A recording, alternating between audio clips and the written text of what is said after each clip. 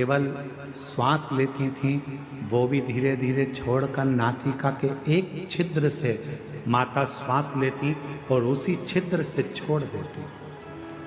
और एक समय ऐसा आ गया कि माँ पार्वती जी ने नासिका के एक छिद्र से श्वास ले तो ली पर उसे छोड़ती ही नहीं,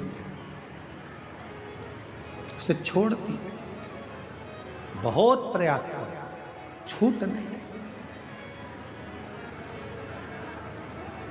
तब भगवान शिव को लगा कि ये प्राण त्याग देगी, अब मुझे जाना पड़ेगा, अब मुझे जाना पड़ेगा और मुझे जाकर दर्शन देना पड़ेगा। इसलिए शिव महापुराण की कथा कहती है, शंकर भगवान पर जल चढ़ाने वाला, शिव के मंदिर जाने वाला, शंकर की कथा श्रवण करने वाले को भगवान देवाधिदेव महादेव उसके चित्त और उसके चरित्र को शुद्ध कर देते हैं। और जिसका चित्त और चरित्र दोनों शुद्ध हो जाता है, फिर देवाधिदेव महादेव मिलने में देरी नहीं करते। मेरे ओघड़दानी मिलते जरूर हैं जब चित्त और चरित्र श्रेष्ठ हो गए।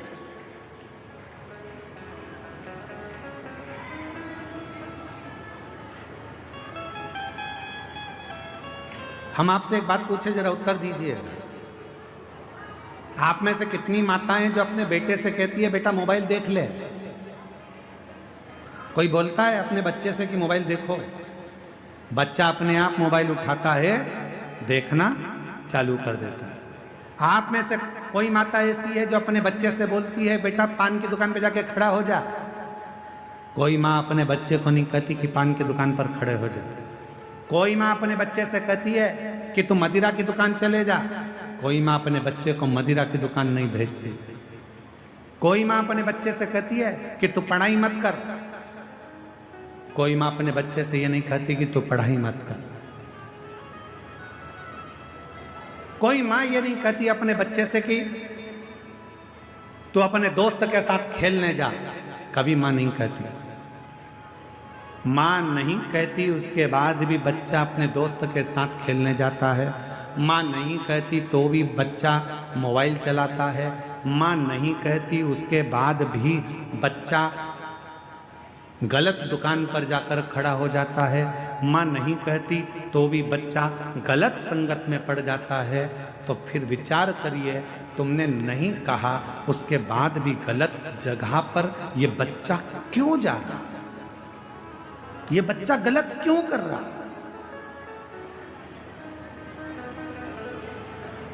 क्यों कर रहा है? तुमने बोला नहीं तो भी गलत काम कर रहा है, गलत संगत की ओर जा रहा है, गलत मार्ग की ओर जा रहा है। कारण क्या है?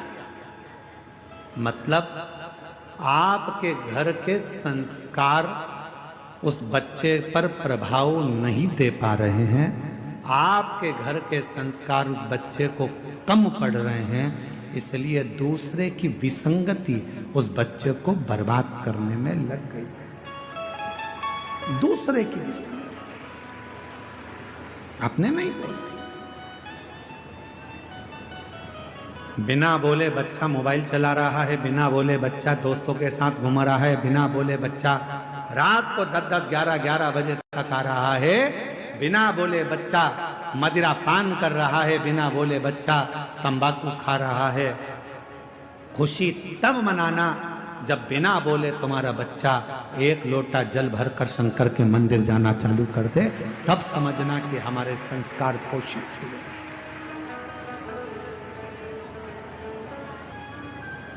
अभी दीदी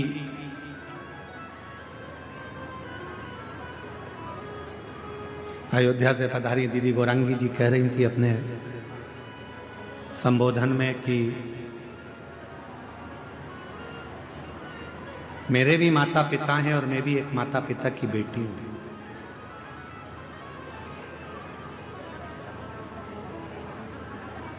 और दीदी कह रही थी कि सीहोर वाले महाराज जी कहते हैं कि अपनी प्रत्येक बेटी को, अपने माँ बाप को कन्यादान का मौका देना चाहिए। मैं दीदी से कहना चाहूँगा, ये कन्यादान का मौका कब मिलेगा? जब माता पिता अपनी बेटी को श्रेष्ठ संस्कार देना प्रारंभ करेंगे तो वो कन्यादान का मौका अवश्य देंगे। हम मना नहीं करेंगे कि आप खूब अच्छे कॉलेज में बेटियों को पढ़ाओ। हमारी दिली तमन्ना होती है, हमारी खुद की इच्छा होती है कि अच्छे कॉलेज में बेटी पढ़े, अच्छी एजुकेशन करे, बड़े से बड़े शहर में रहे, सब कुछ अच्छी नौकरी करे, अच्छी जॉब करे।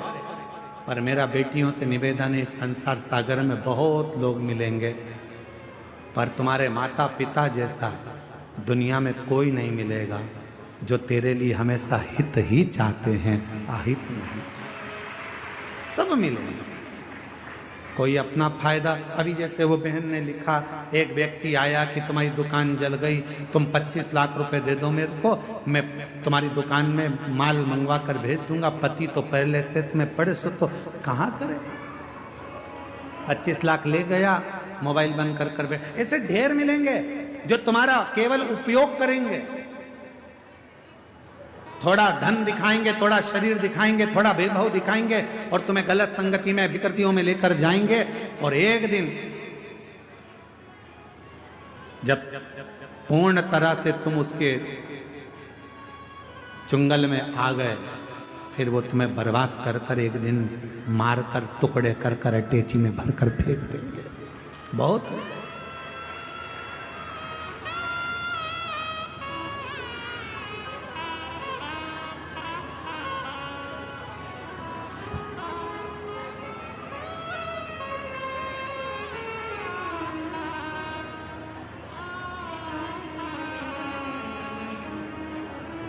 जब कोई कहता है ना कि वो मुझसे बहुत स्नेह करता है, वो मुझसे बहुत स्नेह करता है, वो मुझसे बहुत स्नेह करती है, और वो मैंने उसको अपने बातों में, अपने तरीके से उसको अपने काबू में कर कर रखा है। शिव महापुराण की कथा कहती है कि अपने जीवन को ऐसा मत बनाना कि आप किसी के काबू में रहें, आप स्वयं के काबू में रहें। स्वयं एक लाइन याद रखो, मैं चाहे ये करूं, मैं चाहे वो करूं, मेरी। कोई तुमसे कहे कि मंदिर मत जाओ, मुझे पैदा करने वाले मेरे माँ बाप हैं, मुझे पढ़ाने वाले मेरे माँ बाप हैं। कोई तुमसे कहे कि तुम मंदिर मत जाओ, कोई तुमसे कहे शिव पुराण में मत जाओ, कोई तुमसे कहे शंकर का भजन मत करो, कोई तुमसे कहे बाबा वैद्यनाथ का दर्शन करने मत जाओ, कोई तुमसे कहे कहाँ इनके चक्कर में पड़ी हो, क्यों बाबा उनके चक्कर में पड़ी हो, क्यों कथावाचकों के चक्कर में पड़ी हो, क्यों सियोर वाले महाराज के चक्कर में पड़ी हो, क्यों शंकर के मंदिर में जा रही हो, क्यों पशुपति व्रत कर रही हो, क्यों दरवाजे पर श्री शिवाय नमस्तुभ्यम लगा रही हो। मोहल्ले के लोग, दुनिया के लोग, रिश्तेदार लोग यदि तुम्हारे पास आकर तुम्हें इस तरह का ज्ञान दे तो उनके हाथ जोड़कर कहना, मुझे जन्म देने वाले तुम नहीं हो, मुझे पढ़ाने वाले तुम नहीं हो, मेरी परवरिश करने वाले तुम नहीं हो, मैं मेरे माँ बाप का खाती हूं, अपने विचार से जीती हूं, मैं किसी की सुनती नहीं। क्यों सुने हम, क्यों विचार करें?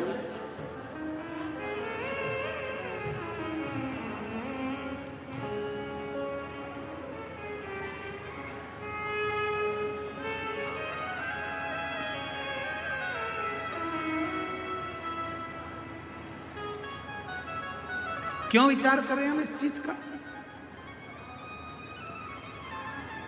ये सब विचार नहीं, हम किसी के कहने पर नहीं चलते। हम तो बाबा के भरोसे चलते हैं। हम तो स्कंद पुराण का 531वें नंबर का प्रश्न राजा भद्रायु की कथा का बड़ा सुंदर वर्णन करता है, और शिव महापुराण भी राजा भद्रायु की कथा का वर्णन करता है। शिव पुराण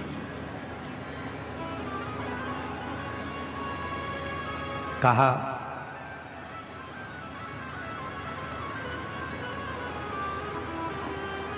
एक बार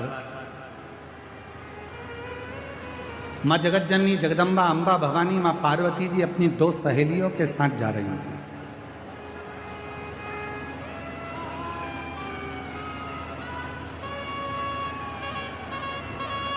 इतने में माता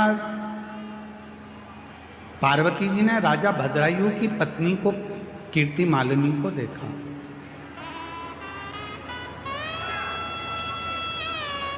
और राजा भद्रायु की पत्नी जब कीर्ति मालिनी दिखी, जहां शंकर भगवान का शिवलिंग था, जहां देवाधिदेव महादेव विराजमान थे, उस शिवलिंग के ठीक सामने जहां नंदी विराजमान था, उस नंदी के पीछे का जो चौबारा था, उस चौबारे को कीर्ति मालिनी साफ कर रही थी।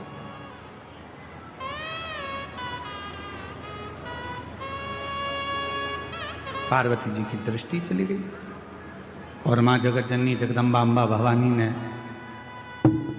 माता पार्वती जी ने देखा तो अपनी सहेली से पूछा कि ये है कौन? कौन है ये जो भगवान शंकर के मंदिर में पोछा लगा रही है, झाड़ू लगा रही है, सेवा कर रही है? आखिर ये है कौन? पार्वती जी की सहेली के मुख से निकल गया, ये राजा भद्रायु की पत्नी कीर्ति मालिनी। राजा भद्रायु, हाँ, शिव का परम उपासक, भगवान शंकर की अविरल भक्ति को वह धारण करता है, शिव जी का भजन करता है, शिव नाम में डूबा रहता है। भगवान शंकर के सिवाय उसका मन कहीं लगता ही नहीं है। शिव शिव शिव शिव दिन रात रटता रहता है, दिन रात। ऐसा कोई क्षण नहीं जाता जिस क्षण में वो भगवान शंकर का भजन ना करता। प्रत्येक क्षण, प्रत्येक पल, प्रत्येक घड़ी वो शिव भक्ति में डूबा है। यहां तक नाम जप इतना ज्यादा करता है कि सिर भी नहीं। वो एक श्रीमद् भागवत में एक उद्धव संवाद में एक लाइन आती है, महाराज, सर झुकाने की फुर्सत नहीं है, ऐसी एक लाइन उद्धव चरित्र में कथाकार बड़ी सुंदर उसको गाते हैं। यहाँ दम नाम में लगा रहता है, भगवान शंकर के भक्ति में लगा रहता है, भगवान शंकर के मंत्र जाप में लगा रहता है।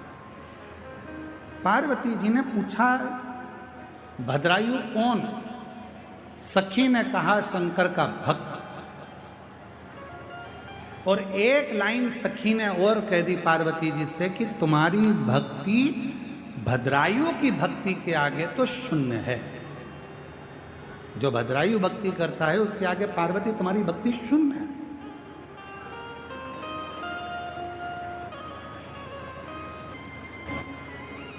संसार में जितने भजन करने वाले होते हैं, जितना भक्ति करने वाले होते हैं, जितना मंत्र जाप करने वाले होते हैं, स्मरण करने वाले होते हैं, नाम कीर्तन करने वाले होते हैं, इनकी निंदा करने वाले 1000 गुना ज्यादा होते हैं। 1000 गुना ज्यादा। आप जितना जितना सत्कर्म में आगे बढ़ोगे उतने तुम्हारे निंदक बढ़ते चले। पर अपने को नहीं डरना, आग लगे बस्ती में क्या किसको रोइए, हम तो बाबा के भरोसे। फिर कुछ भी हो अपने को टेंशन।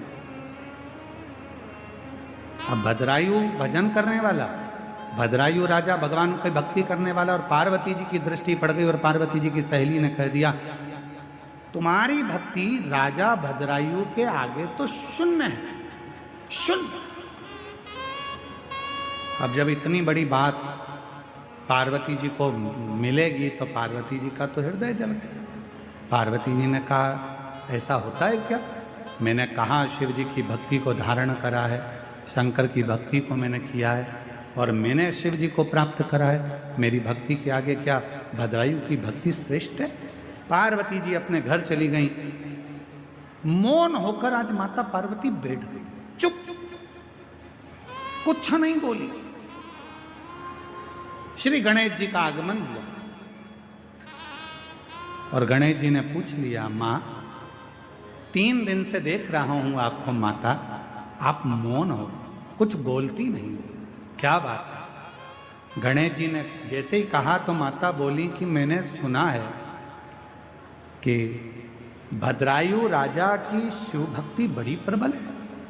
इतने में तो माँ ने कहा था और गणेश जी ने पूरा चिट्ठा खोल दिया। अरे मैया, राजा भद्रायु तो भद्रायु जी की जो धर्म पत्नी है कीर्ति मालिनी, वो इतनी बड़ी शंकर की उपासक है कि अगर शिव कह दें तो वो प्राण त्याग दें, इतनी बड़ी उपासक।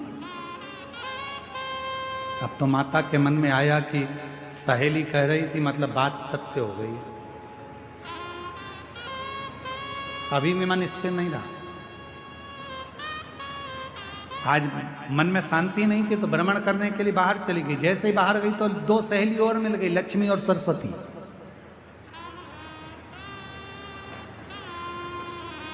दोनों ने पूछ लिया, क्या बात है पार्वती, आज तो आप बहुत चुप दिख रही हो। पार्वती जी बोली, बस ऐसे ही मन कर गया। इतने में लक्ष्मी जी बोली, अभी हम आ रहे थे तो राजा भद्रायु शंकर जी का भजन कर रहा था, इतना सुंदर भजन करता है। फिर इतने में सरस्वती जी ने बोला, कीर्ति मालिनी भी इतना सुंदर भजन करती है शिव को रिझाने का, भगवान शंकर को मनाने का। इतने में तो पार्वती जी का हृदय और ज्यादा जल गया। आज पार्वती जी कैलाश पर पहुंची, शिव जी के नजदीक में जाकर बैठी और बाबा उनके मन के भाव को जान गए। तो भगवान शंकर पार्वती जी को लेकर तुरंत नंदी पर बिठाकर भ्रमण के लिए चल दिए और बाबा लेकर गए तो कहां गए? वही भद्रायु के सामने, उसी भद्रायु के साथ।